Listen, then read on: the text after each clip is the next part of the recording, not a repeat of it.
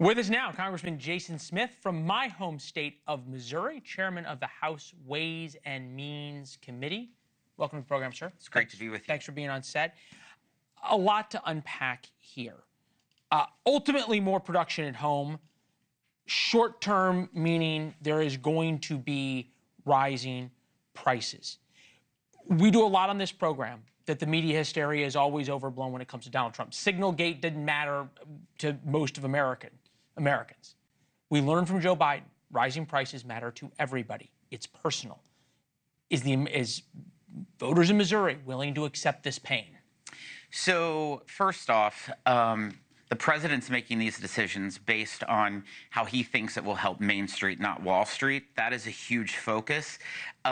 He's looking at the producer rather than the consumer. He's looking at the paychecks. He's looking at the quality jobs. He's all about what he campaigned on, and that is to defend American manufacturers, American farmers, and American workers. He believes that the United States has not been treated fairly. I hear all that. We heard him say all that. Again, voters in Missouri who you talk to, there is going to be short-term, at the very least, rises in prices. You're nodding along because there's no other way to cut this. Are they prepared to accept that pain? So I represent one of the poorest congressional districts in the nation. What I hear from my farmers, agriculture is the #1 industry in my region, is that we're willing to have the short-term pain for the long-term gain. When you look at our agriculture trade deficit is $32 billion. When Trump was in office, we had a $5 billion surplus.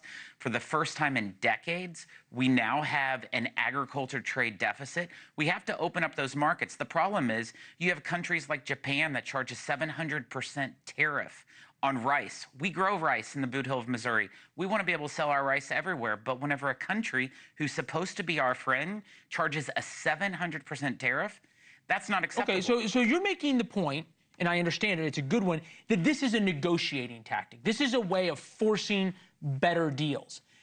We've heard that from President Trump. We have also, in the same speech, heard that this is a permanent policy to raise trillions of dollars in fees, in tariffs. Take a listen.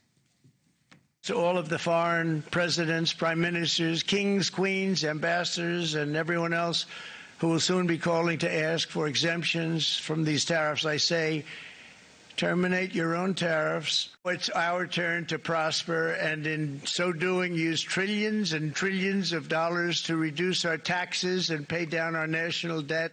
So which is it? Is it a negotiating tactic to get better deals, or is this long-term, as Peter Navarro would like, building walls around the American economy? It's a little bit of both, from a long-term revenue stream that could come in, because there are some countries that will absolutely not drive down their tariffs, and so that will provide revenue. What the president did today was the executive order for reciprocal tariffs. Is if a country charges us 700%, we'll charge them 700%. He actually is saying he's being a little bit nicer. He's not going to go directly at 700%. It's going to be a little bit There's less. some arguments about how they came up with these numbers, but go ahead. But what we will say is that the United States, up until today, had the lowest tariff rates in the world. And I can tell you, I just looked at a report very recently that showed 132 different countries, over 600,000 products that had huge tariffs on U.S. exporters. In fact, 2/3 of all of those products had higher tariffs on us. It's about the producer.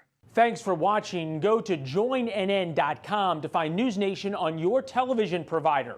And don't forget to click the red subscribe button below to get more of NewsNation's fact-driven, unbiased coverage.